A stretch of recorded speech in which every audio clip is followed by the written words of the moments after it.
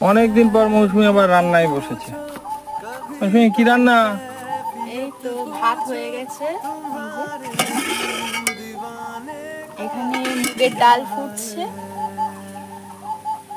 আর এদিকে হয়ে গেছে এই যে চাটনি করেছি, পটল ভেজেছি, আর এখানে আছে ঢেঁড়স আলু পোস্ত। Heavy item. আর তুমি এইসব সেজে গুজে বসেছো, মাথায় ওড়না ফোড়না দিয়েছো, কি ব্যাপার? কোথায় সেজে বসেছি, এখানে রৌদ্র চলে আসছে ওই জন্য মাথায় ওড়নাটা দিয়েছি। ও, আমি ভাবছি মনে হয় তোমার আবার কি প্ল্যানিং, আমি বুঝতে পারছি না। রৌদ্র চলে আসছে না, এবার এই জন্য মাথায়টা দিয়ে বসেছি। আর তুমি কতদিন পরে ছুটি পেলে বলো?